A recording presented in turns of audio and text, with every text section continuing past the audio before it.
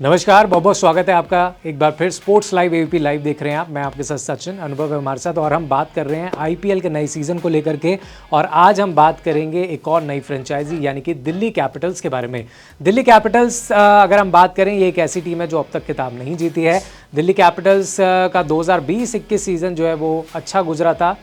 श्रेयस अय्यर की पहले as a captain है जो दिल्ली कैपिटल्स को फाइनल तक लेकर के गए थे, लेकिन ऐसा कोई कप्तान दोबारा नहीं आ सका। लेकिन अब अच्छी खबर यह है कि ऋषभ पंत जो है पूरी तरह से फिट है और proper as a captain, batsman और विकेट कीपर तीनों रोल में आप उनको देखते हुए नजर आएंगे। लेकिन दिल्ली कैपिटल्स में क्या खास है, कितनी मजबूत नजर आ रही है इस बार दिल्ली कैपिटल्स की, अपना पहला टाइटल जीत सकती है नहीं, उस पर बारे में बात करेंगे। सबसे पहले बैटिंग पर अगर एक नज़र डालें तो बड़े बड़े नाम हैं इसमें। डेविड वॉर्नर सबसे बड़े नाम गिनते हैं और पृथ्वी शॉ को भी अक्सर माना जाता है विस्फोटक बल्लेबाज, लेकिन आईपीएल में उतना खास परफॉर्मेंस नहीं आया। अगर हम यहाँ पर देखें दिल्ली कैपिटल्स की परफॉर्मेंस जैसी रही है, मात्र एक प्लेऑफ, मात्र एक फाइनल, मात्र एक फाइनल इनके पूरे हिस्ट्री में 2020 में वो आया था ऋषभ पंत की कप्तानी में, और वो भी जो है Mumbai Indians, I think Mumbai Indians से हार गए थे। ठीक है, तो बहुत ही निराशाजनक वो रहा है।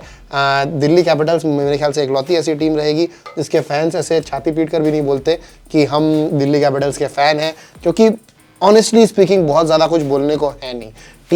टीम में इतना बदलाव होता रहा कि वो एक लॉयल्टी फैक्टर भी नहीं है। जैसे आरसीबी फैंस के पास कम से कम एक लॉयल्टी फैक्टर है कि ग्लेन मैक्सवेल, लेकिन इनकी टीम में देखिए इतने लेजेंड्स जुड़े हैं इनके साथ, रिकी पॉन्टिंग, सौरव गांगुली, तब भी ये टीम वही चीज है ना, लॉयल्टी फैक्टर। ये इकलौती ऐसी टीम होगी सचिन मेरे ख्याल से जिसमें लॉयल्टी फैक्टर सपोर्ट स्टाफ पर है, मेन टीम पर नहीं है। मेन टीम में अगर हम देखें तो कितने लेजेंड्स आके जा चुके हैं। ठीक है, तो अगर आप ट्रॉफी नहीं ला रहे हैं, कम से कम आप प्लेयर तो रिटेन कीजिए। That is how you create fans. किसी वजह से तो फैन आपके साथ जुड़ेगा ना।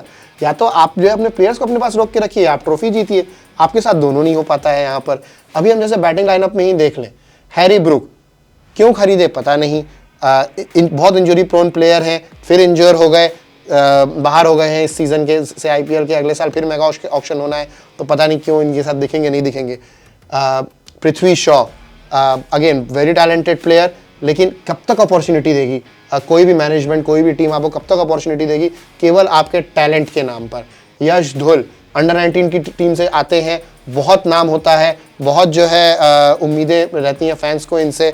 ना आईपीएल में परफॉर्म कर पाते हैं, ना रणजी में परफॉर्म कर पाते हैं। तो ये बहुत ही एक तरीके से कहीं ना कहीं ये टीम के ना नाम बड़े और दर्शन छोटे वाली स्थिति हो रही है यहाँ पर। इंडिविजुअली बहुत टैलेंट दिखता है।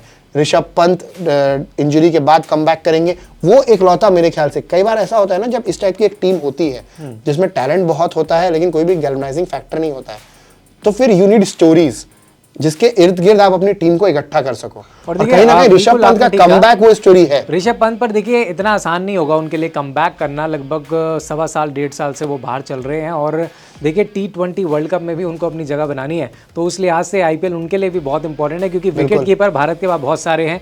केएल राहुल भी लाइन में लगे हुए हैं, ऋषभ पंत भी हैं उधर।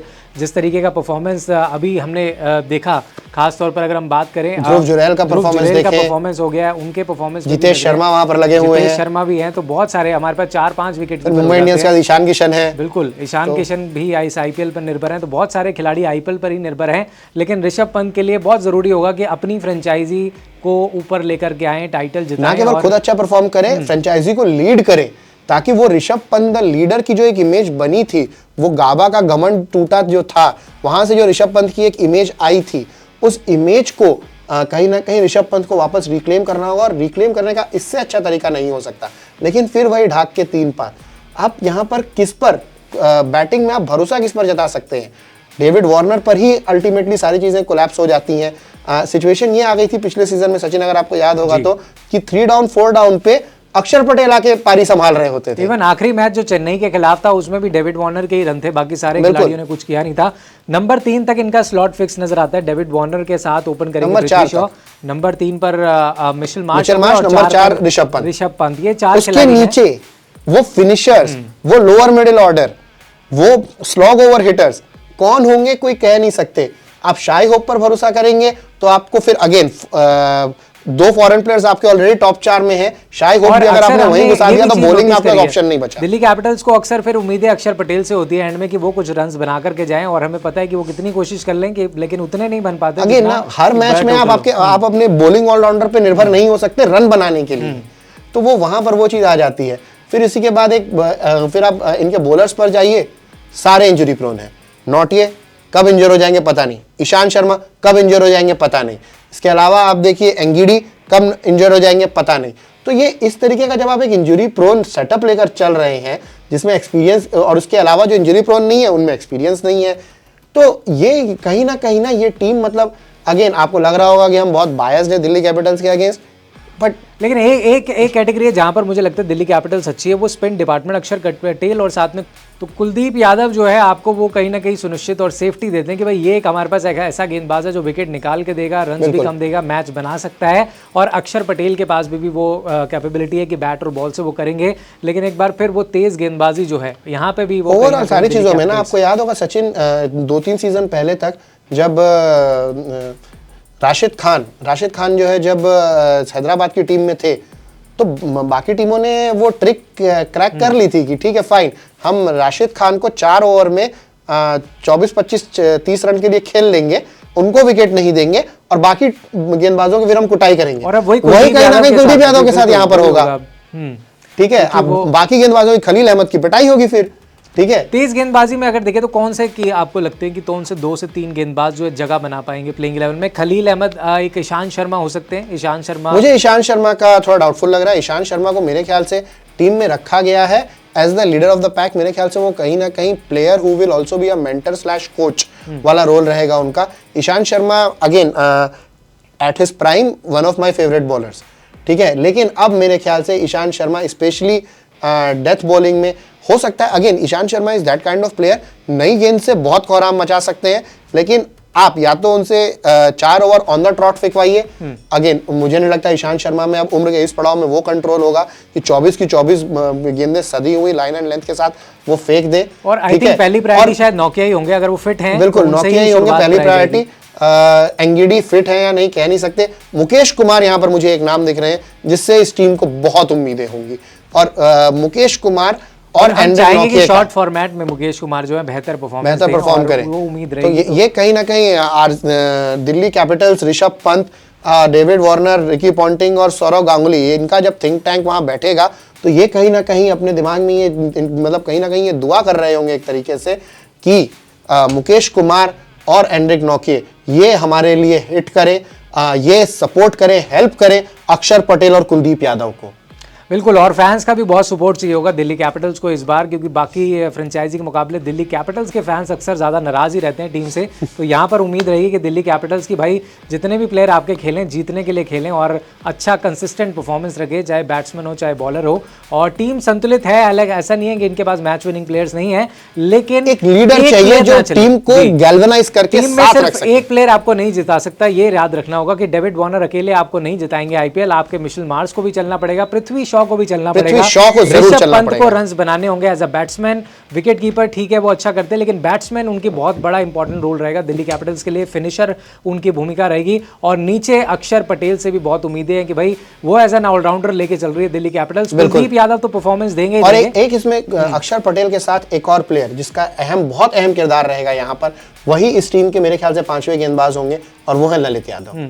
ललित यादव पर भी बहुत कुछ निर्भर करेगा। वो अगर कहीं ना कहीं as batsman and as bowler दोनों में से किसी एक तरीके से या दोनों तरीके से भी अगर वो चिप इन करते हैं तो यहाँ पर अक्षर पटेल और कुलदीप यादव के कंधों से बहुत सारा वजन हट जाएगा। हालांकि पिछले कुछ सीजन में हमने अभिषेक पेरोल को एज अ विकेट कीपर बहुत अच्छे रहे, वो उन्होंने काफी अच्छी विकेट कीपिंग की है, लेकिन जब ऋषभ पंत आ गए तो प्राइम आपके वही हैं। तो वही चीज है कि बैटिंग और बॉलिंग पूरी यूनिट एक साथ अगर अच्छा, हालांकि ऋषभ पंत कितने फिट हैं, कितने देर तक बैठ सकते हैं एज कीपर, उनकी बैक कितनी स्टिफ रहेगी, क्या रहेगा, हो सकता है हम यहाँ पर एक ऑप्शन देखें, क्योंकि देखिए ऑस्ट्रेलिया का दौरा करना है इंडिया को इस साल के, उसकी पे भी नजरें रहेंगी। तो ये कहीं ना कहीं हो सकता है कि ये चाहे कि अभिषेक पोरेल या रिकी भुई या may be even Tristan Stubbs को से भी विकेट कीपिंग करवाई जाए, भी एक अच्छा ऑप्शन हो सकते हैं। तो ट्रिस्टन स्टब्स से विकेट कीपिंग करवाई जाए, डेविड वार्नर को एक आध मैच में रेस्ट देकर ट्रिस्टन स्टब्स को टीम में डाला जाएगा, ओपनिंग फिर मिच मार्श और पृथ्वी शॉ कर सकते हैं, तो आपके पास वो एक 4th फॉरेन प्लेयर का स्लॉट भी खाली रहेगा। ऐसा नहीं है कि किसी तेज गेंदबाज का या किसी फॉरेन बॉलिंग ऑप्शन का स्लॉट फिर ट्रिस्टन स्टब्स खा रहे हैं। तो ये सारी चीजें मेरे ख्याल से कहीं ना कहीं रिकी पॉन्टिंग के दिमाग में होगी। And mind you, Ricky Ponting से बेहतर क्रिकेट स्ट्रैटेजिस्ट आपको शायद ही इस प्लैनेट पे कोई मिले। जिस तरीके से 2003-2007 का वर्ल्ड कप उन्होंने निकाला था, जिस तरीके से उस दौरान उन्होंने ऑस्ट्रेलिया को एक जगरनॉट बनाकर रखा हुआ था, मेरे ख्याल से कहीं ना कहीं 1999 का भी वर्ल्ड कप, स्टीव वॉ कप्तान थे, लेकिन हाँ फिर भी एक सीनियर रोल पे रिकी पॉन्टिंग आ चुके थे। तो जिस तरीके से रिकी पॉन्टिंग का दिमाग चलता है when it comes to specially white ball cricket, और उनके साथ दादा, जिस तरीके से इन दोनों का दिमाग चलता है, मेरे ख्याल से अगर सिर्फ और सिर्फ जो जरूरत है दिल्ली के मैनेजमेंट को वो ये है कि प्लेयर्स, सभी दिल्ली के प्लेयर्स अपने आप को सिर्फ जितना उनका पोटेंशियल है उतना योगदान दे दे, दिल्ली की टीम सबसे डेंजरस टीम बन सकती है। और मैं एक चीज और देखना चाहूंगा कि भाई दिल्ली कैपिटल्स जो है ना अपने शुरुआती मैच ना गवाए, क्योंकि जिस तरीके से आपको स्टार्टिंग में मैच दर मैच हार मिलती है, फिर वापसी करना मुंबई इंडियंस जैसा सबके बस की बात नहीं होती है। तो दिल्ली कैपिटल्स ये ध्यान रखे कि पहले 2-3 मुकाबलों में ही जीत हासिल कर ले, कॉन्फिडेंस ले ले, उसके बाद फिर आपका सीजन और अच्छा जा सकता है। क्योंकि अगर लगातार आपने मैच गवा दिए तो फिर बहुत मुश्किल हो जाएगा आपके खिलाड़ियों के लिए भी और टीम के लिए जल्दी वापस करना, क्योंकि टूर्नामेंट बहुत फास्ट तरीके से गुजर जाता है। हर एक टीम को पहले तो सभी टीमों से मैच खेलने हैं, लेकिन हर एक मैच बहुत इंपॉर्टेंट है। तो मैच दर मैच लेकर के हर एक प्लेयर अगर अपनी रिस्पॉन्सिबिलिटी से खेलेगा तो ज़रूर आईपीएल में हम देखेंगे इस सीज़न में, क्योंकि मैं भी यही चाहता हूं कि जो ट्रॉफी नहीं उठाई है जो 3 टीमें, उन्हीं में से कोई एक टीम फाइनल तक तो पहुंचे और खिताब भी जीते, और दिल्ली कैपिटल्स उनमें से एक है। तो आप अपनी राय हमें ज़रूर बताइएगा कमेंट बॉक्स में कि आपको क्या लगता है इस बार ये दिल्ली कैपिटल्स की टीम क्या आपको श्योरिटी दे रही है कि खिताब जीतेगी, या कौन से प्लेयर आपको लग रहे हैं कि भाई ये प्लेइंग 11 में खेलने चाहिए, और कितनी आगे तक जाएगी, आपको क्या लगता है कमेंट बॉक्स में हमें ज़रूर बता दीजिएगा।